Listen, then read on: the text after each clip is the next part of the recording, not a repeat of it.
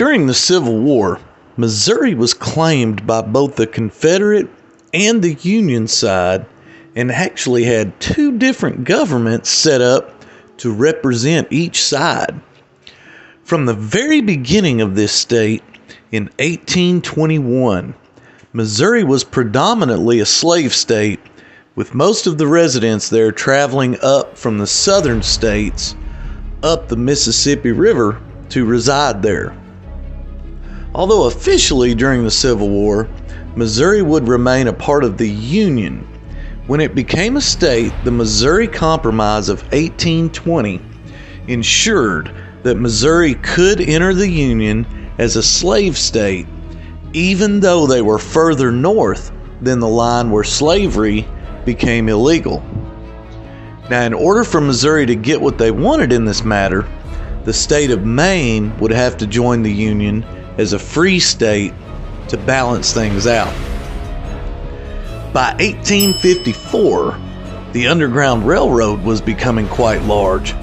This railroad was a way for slaves to find a place to stay while on their way to the north after running away from their homes in the south. Fear of this Underground Railroad becoming too large would soon cause all kinds of issues in this part of the country. The Kansas-Nebraska Act nullified the Missouri Compromise, which permitted Kansas and Nebraska to each vote on whether they would join the Union as free states or slave states, which led to a sort of civil war inside Missouri, as the residents there all had their own opinions as to which way Kansas and Nebraska should enter the Union. This led to much violence along the Kansas-Missouri border, with many murders and skirmishes over the matter in the years leading up to the Civil War.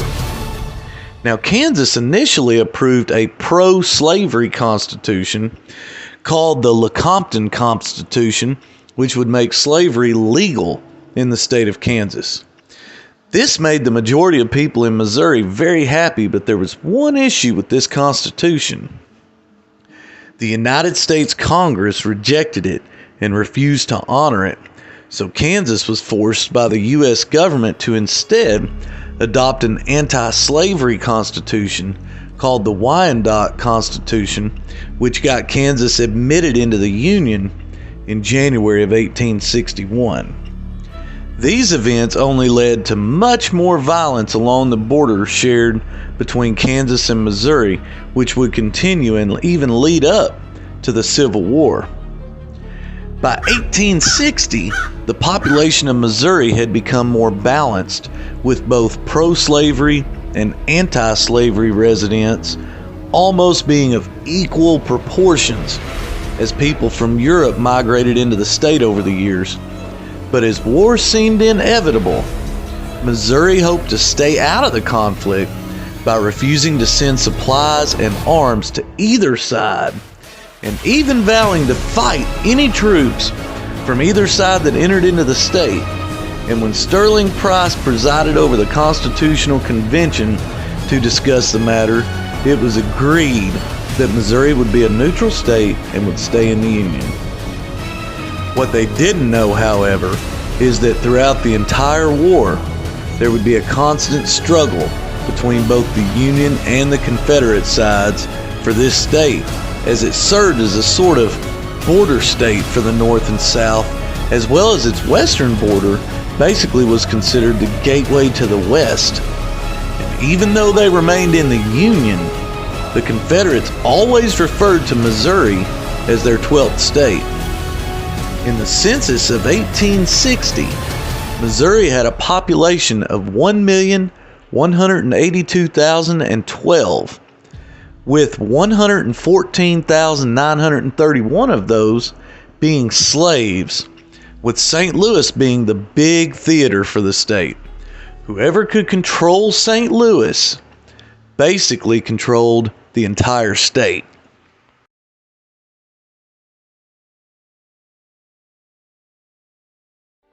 Just weeks after the Civil War officially broke out in the country, there would be a conflict over the St. Louis Arsenal.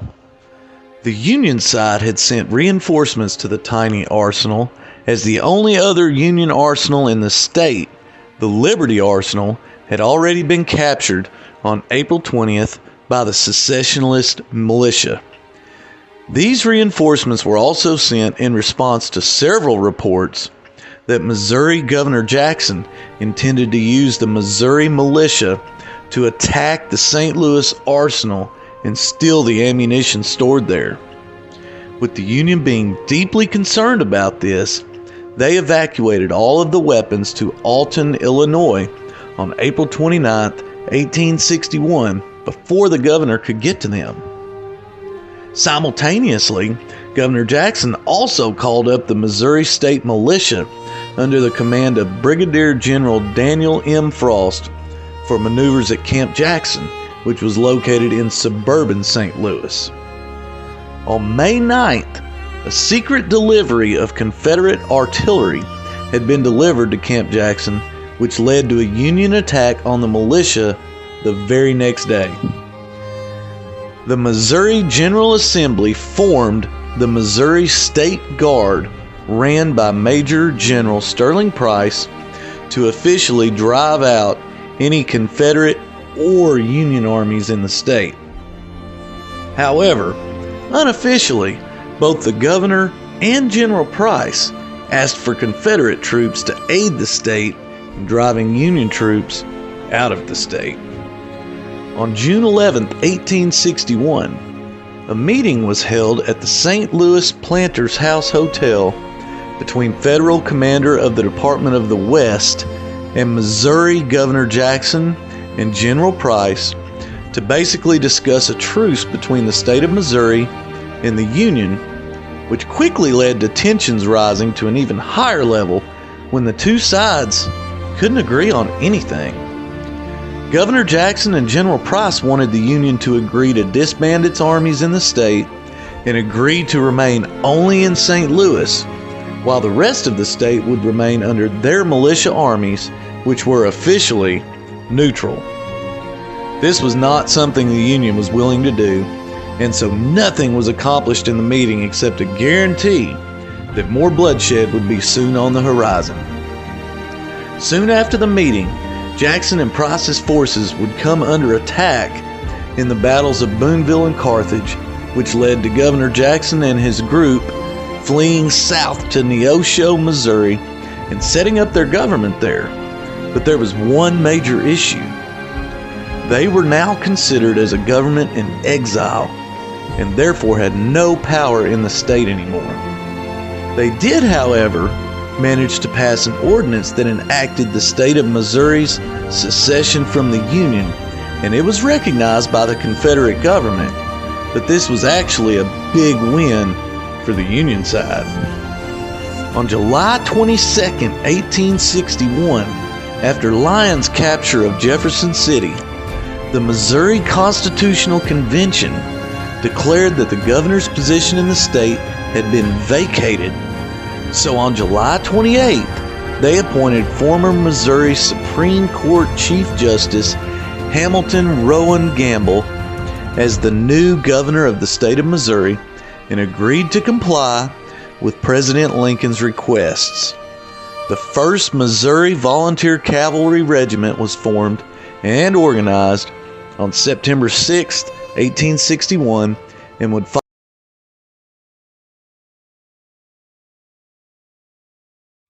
On August 10, 1861, near Springfield, Missouri, in the Battle of Wilson's Creek, the Missouri State Guard fought right alongside with Confederate forces for the first time in the war. With 12,000 men combined from the Missouri State Guardsmen, the Arkansas State Troops, and the Confederate soldiers, under the leadership of Confederate Brigadier Benjamin McCulloch, the Army charged up against a Union army of around 5,400 soldiers, and both sides suffered massive casualties in a punishing 6-hour conflict that sent the Union forces retreating by the time it was all said and done. But the Confederate armies didn't pursue the Union army as they retreated due to a disagreement as to what the next thing to do would be. Price wanted to invade Missouri, but McCulloch was more concerned about the security of Arkansas, so he refused to take his army into such a conflict and instead retreated back across the Arkansas border, while Price and his army headed to the northwestern part of Missouri in an attempt to recapture the state for the Confederate side. Now, right about now, Price and his army was feeling very confident after their last battle, and they wasted no time in a battle known as the Siege of Lexington on September 12th through 20th, where once again Price and his army were victorious and were now in control of Lexington. Now, the news was spreading all over the state of Missouri, as well as the entire country, of the recent successes the Confederate Army was having in Missouri, and the rebel soldiers couldn't have felt more confident than they did in that point in time. But it would be very short-lived, as General John C. Fremont was creating a massive campaign to take the state back for the Union side, and he effectively did so without ever even firing a single shot. On September 26th, when Fremont and his army of 38,000 men moved to Sedalia, which is just southeast of Lexington, he threatened to trap the Confederates in the river. Price and his men decided to retreat on September 29th, as he knew his army would be no match for those kind of numbers, and if he decided to stay and fight, he would just be leading all of them to their deaths. So instead, they retreated to southwest Missouri and soon afterwards back into Arkansas, then later Mississippi. The Missouri Guards stayed intact throughout the rest of the war, but suffered major casualties in the battles of Iuka and the Second Battle of Corinth, which made them pretty ineffective in driving Union forces out of Missouri. Now, Fremont became commander of the Department of the West, and he immediately declared martial law and the freeing of all slaves in the state of Missouri immediately after taking office. Now, Price would love nothing more at this point than to take back the state of Missouri for the Confederates. And he was working on a plan to make an attempt to do just that when he became aware of yet another obstacle. The U.S. Navy, U.S. Army, and civilian resources had combined to build 9 ironclad ships for use on the St. Louis River to secure it for the Union.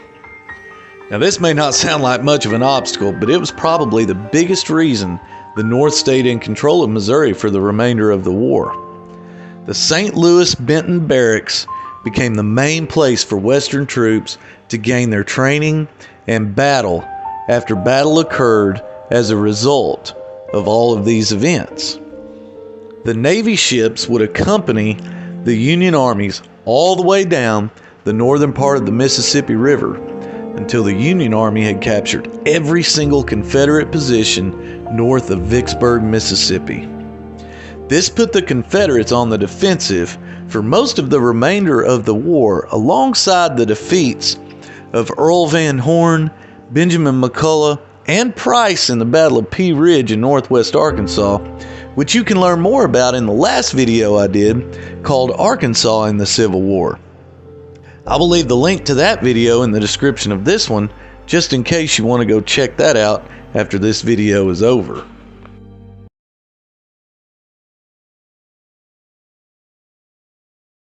Now, by the time 1864 rolled around, the Confederates were clearly losing the war nationwide as well as in Missouri.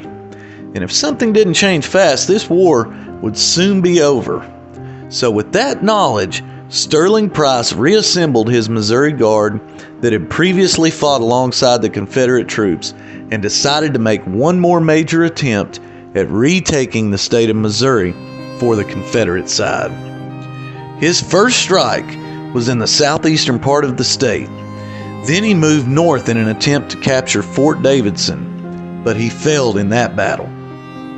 Next, Price decided he would go attack St. Louis, but when he got there, he discovered that it was way too heavily fortified for him and his men to have any kind of a chance. So instead, they moved west, parallel of the Mississippi River, until they arrived in Boonslick, which was a Confederate-friendly area. Shortly after, there would be several battles with Union troops, which would tell the story of which side would have control of the state. The first battle taking place was the Battle of Little Blue on October 21st, 1864. Now, the Union side had around 2,800 soldiers stationed at the Little Blue River, and Sterling Price saw an opportunity when the divisions of Brigadier Generals Joseph O. Shelby and John S. Marmaduke both showed up, which gave the Confederates a huge advantage, having approximately 5,500 men. Around 4 o'clock that afternoon, after being attacked heavily by the Confederates, the Union troops retreated to Independence. The very next day, in the nearby town of Independence, which the Confederates now basically occupied, the Second Battle of Independence would yield a much different result for Price and his Confederate soldiers, as they were ran out of the town and all the way back across the Little Blue River until they were southwest of town, which is where the Confederates would regroup. But by the end of the day, almost all of them were back across the Big Blue River. The next day, on October 23rd, the Confederate Army would encounter a much more formidable foe in the Battle of Westport, which is also referred to as the Gettysburg of the West in Kansas City, Missouri. With both armies amounting to around 30,000 men combined, the Union side had the advantage, as Major General Samuel R. Curtis and his men soundly defeated Major General Sterling Price's men, causing them to retreat out of Missouri for the final time. These battles put the Union side in firm control over Missouri, and no more battles would be fought during the war in the state of Missouri, as the Confederate side had been soundly defeated.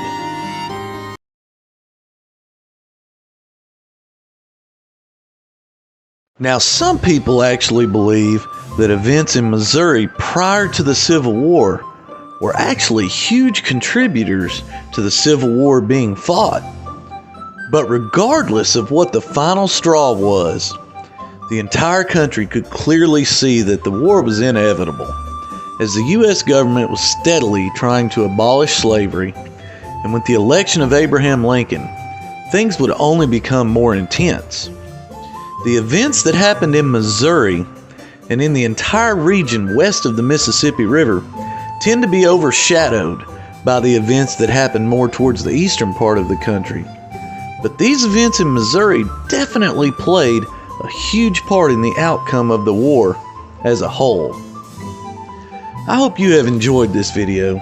If you have, then be sure to hit the subscribe button and click that notification bell, and share this video with anyone you think might enjoy it. In the next video, we will go ahead and explore what happened in the state of Kansas during the Civil War, since there was so much talk about that state in this video.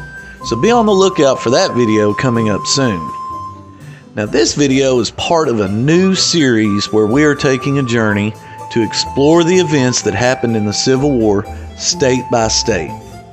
So be sure to click on the playlist when it pops up on your screen to see what happened in the other states during the Civil War. And thanks for watching.